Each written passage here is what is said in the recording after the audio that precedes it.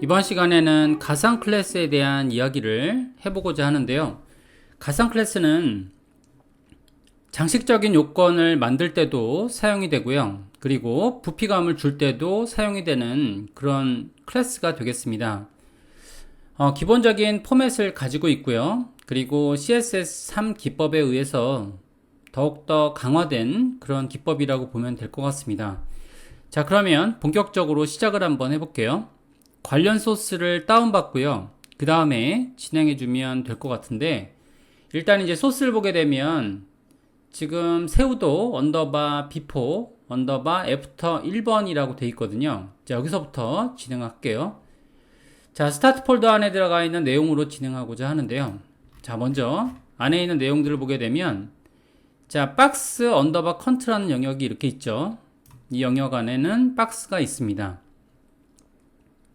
자, 기본적인 컨테이너 구조로 되어 있고요. 여기에 따른 이런 가상 클래스에 대한 배치 방법들, 그리고 거기에 따른 여러 가지 기능들을 알아보고자 하고 있습니다.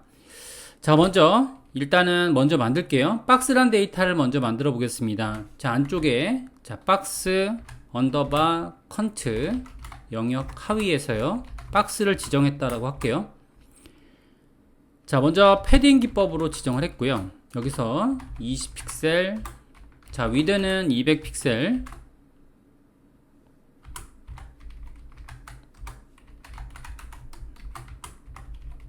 자, 보더까지 이렇게 지정해서요. 자, 일단은 이제 부피가 증가되는 그런 것으로 보면 될 것 같고요. 자, 박스 컨테이너 안에 박스는 지금처럼 지정이 되어 있습니다. 자, 지정된 내용을 보게 되면, 그러면 자, 보더 값이 여기 지정이 안 돼 있죠. 이렇게 자, 보게 되면 일반적인 지금 덩어리 기법으로 만들어진 그런 박스 요소가 있을 거고요. 그 다음에 안쪽의 요건들을 지정할 때 일반적으로 지금 컨테이너 기법으로 제작하는 것이 일반적인데요. 박스 언더바 컨트 하위에 제가 자, 비포라는 기법으로 데이터를 만들어 보겠습니다. 자, 일반적으로는 이제 클론을 2개 쓰는 경우도 있고요. 클론을 1개 쓰는 경우도 있는데, 일반적으로는 클론을 2개 쓰는 것이 일반적인 표기법이 되겠습니다. 자, 표기를 할 때 일반적으로 이제 생성 요건이라고 하는데요. 자, 생성 요건이라고 하는 부분은 일단 컨텐트라는 기법이 없으면 그러면 생성되지 않는다라는 거죠. 여기서 지금 비포 자, 박스라는 기법으로 제작을 한 거죠. 자, 이렇게 제작을 하면 그러면 일단은 이제 생성 자체는 되게 되는 거죠. 자, 생성된 데이터는 일단 화면에서 보게 되면 자, 비포 박스라는 부분으로 되어 있고요. 개발자 모드로 보게 되면 그러면 자, 내용상에서 지금 만들어진 데이터 하위에 하위 요소로 이렇게 배치가 되는 걸 볼 수가 있고요. 그리고 일반적으로 더블 클론을 쓰는 것을 일반적인 기법이라고 지금 현재 렌더링된 브라우저에서 표기를 하고 있죠. 자, 더블 클론의 비포란 데이터가 이렇게 있으면 그러면 이전 데이터가 만들어진 그런 형태가 되겠고요. 자, 근데 이제 여기에다가 기본적인 어떤 덩어리감을 내기 위해서 제가 위드는 100픽셀 정도 이렇게 크기를 지정했다라고 한번 해볼게요. 자, 하이트는 100픽셀, 그 다음에 자, 백그라운드를 지정하겠습니다. 백그라운드를 지정해서 여기서 자, 회색으로 지정했다라고 할게요. 자, 이렇게 지정하게 되면 그러면 여기에 따른 이런 색상이 지금 크기에 따른 지정으로 되어 있지 않은데요. 자, 이렇게 만들어진 데이터가 크기를 못 가지는 이유는 자, 처음에 생성되는 그런 데이터는 컨텐트로 생성이 되고요. 그리고 크기를 가지지 못하는 이유는 디스플레이가 인라인으로 생성되기 때문에 그런 겁니다. 그래서 일반적으로 크기를 주기 위해서는 일반적인 디스플레이를 이렇게 블록으로 바꿔줘야 그래야지만 생성이 되는 걸 볼 수 있습니다.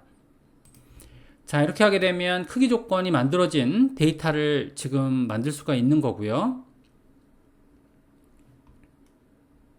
자, 그 다음에 이제 애프터 데이터를 만들 때도 동일한 방법으로 제작을 하면 됩니다. 그래서 자, 안에 있는 기법들을 제작할 때 마찬가지로 지금 박스에 있는 데이터를 뭐 쓸 때는 이렇게 쓰겠죠. 자, 비포와 애프터를 이런 식으로 작성을 할 텐데요. 자, 작성하게 되면 마찬가지로 박스 언더바 컨트 클래스의 하위 요소로서 생성되는 것을 볼 수가 있습니다. 자, 텍스트 컨텐트는 여기서처럼 자, 애프터라고 바꿔주는 걸로 할게요. 자, 비포 데이터는 지금처럼 이렇게 비포 박스라고 했고요. 그 다음에 애프터 데이터는 애프터 박스라는 조건으로 제작을 한 거죠. 자, 제작을 하게 되면 그러면 비포 데이터와 애프터 데이터가 만들어진 상황이 됐고요. 그 다음에 여기서는 만들어진 그 컨테이너를 기준으로 해당 컨텐츠에 이걸 컨텐츠라고 볼 수 있거든요. 컨텐츠에 이전에 만들어지는 걸 비포라고 하고요. 그리고 애프터라는 것으로 이렇게 다음에 만들어지는 걸 볼 수 있습니다. 자, 여기서 이제 생성 조건이라고 하게 되면 여기서 컨텐트라는 기법인데요. 컨텐트라는 기법이 없어지면 자, 주석 처리가 된다라고 하게 되면 화면에 보이지 않는 걸 볼 수 있습니다. 컨텐트가 없으면 생성 자체가 안 되는 거죠. 여기서처럼 생성 자체가 안 되는 그런 것을 확인해 볼 수가 있는 겁니다. 그리고 이제 디자인 요건으로 사용을 하고자 할 때는 자, 여기에 있는 컨텐트라는 데이터는 삭제시키면 안 되고요. 여기 안에 들어가 있는 문자열만 이렇게 제거했을 때 그랬을 때 해당하는 컨텐츠는 그 크기를 디자인적인 기법으로만 낼 수 있다는 것을 알 수 있습니다. 여기 안에 들어가 있는 건 일종의 아까 전에 예시였고요. 일반적으로는 여기 안에 특별한 텍스트를 넣는 경우에는 굉장히 드문 경우가 되겠습니다. 자, 그렇다면 두 번째 예제로 넘어가 볼게요. 자, 여기 제시된 두 번째 예제를 보게 되면 자, 내비게이션 구조를 가지고 있는 그런 리스트를 볼 수 있는데요.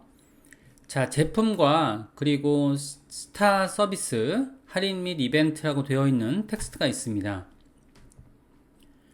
자, 관련된 내용에 대한 디자인을 좀 잡아볼게요. 자, 일단 이제 기본적인 li 데이터를 잡아본다라고 하게 되면 자, 그러면 자, gmb 데이터 하위에서요, li를 지금 원뎁스 데이터를 좀 잡아보겠습니다. 자, 일반적으로 텍스트가 정해진 그런 영역에 대해서는 자, 디스플레이를 인라인 블록으로 잡아주는 것을 저희가 이전 시간에 배웠던 것으로 기억하실 수 있고요. 자, 그 다음에 일반적인 지금 위치 정의를 하기 위해서 자, 포지션을 지금 릴레이티브로 지정을 시켰습니다. 자, 안쪽에는 A 데이터를 만들겠는데요. A 데이터에 대해서 자, gmb 자, 안쪽에 li 데이터에 대해서 덩어리를 주기 위해서 이번에는 디스플레이를 블럭으로 처리했고요. 현재 기법들은 일반적인 저희가 리스트 덩어리를 만들기 위한 가장 기본적인 그런 기법이라고 꼭 기억하셔야 됩니다.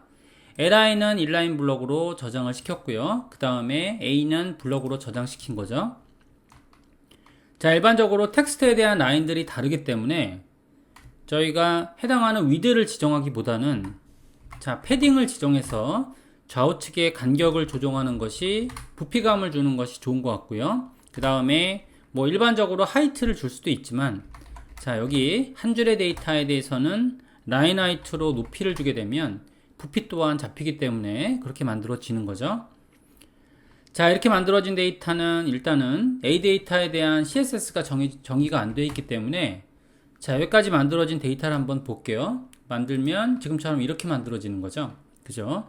자, 이렇게 제작이 돼 있고요. 자, 개발자 모드로 보게 되면 일반적인 텍스트 데이터에 대해서 지금처럼 부피감을 내주게 되고요. 여기에 대해서는 일반적인 자, 디스플레이 블럭과 그리고 패딩을 통한 그런 영역이 만들어지는데요. 자, 여기에 대한 디스플레이 블럭에 대한 이런 요건이 조금 애매하게 되면 일단 한번 주석을 처리해 보면 그러면은 해당 내용들이 덩어리가 이렇게 정확하게 만들어지지 않는 걸 알 수 있습니다. 자, 물론 부피감은 있지만 여기에 따른 A 덩어리의 부피감이 만들어지지 않기 때문에 저희가 디스플레이 블록으로 이렇게 처리해서 만들 수 있다라는 거죠. 자, 그 다음에 이제 뭔가 저희가 이제 웹상에서 보게 되면 장식적인 요건들이 이렇게 있거든요. 자, 거기에 따른 장식적인 요건들을 보게 되면 그러면 gmb li에 예를 들어서 애프터 데이터를 만들어 준 거죠.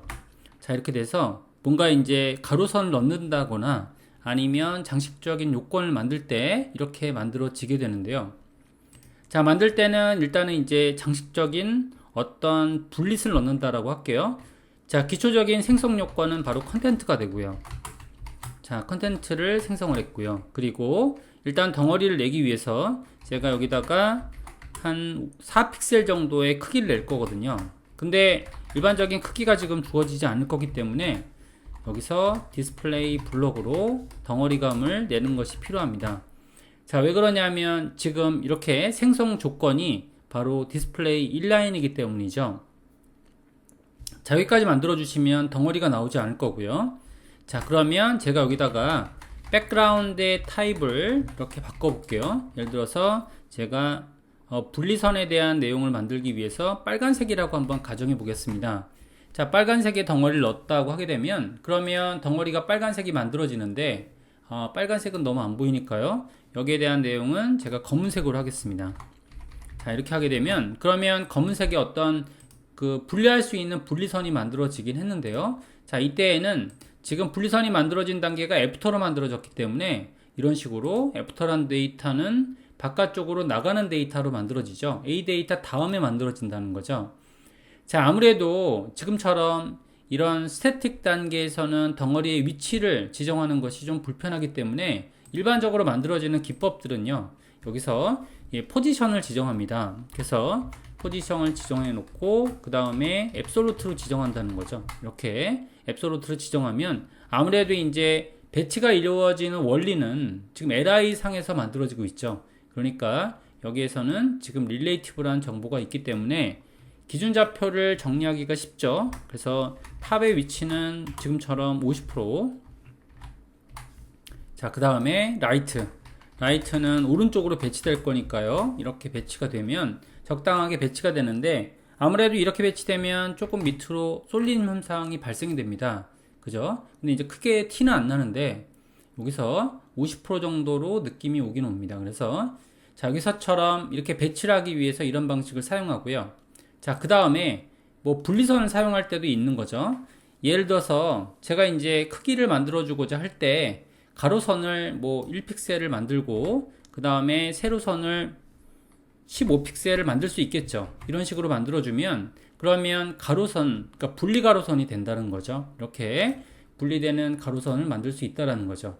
근데 이제 아무래도 이렇게 하게 되면 그러면 이게 지금처럼 조금 중간보다 밑으로 내려와 보이죠.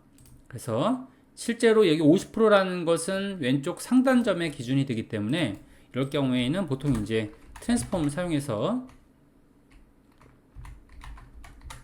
자, 위로 올려주는 것이 일반적이죠.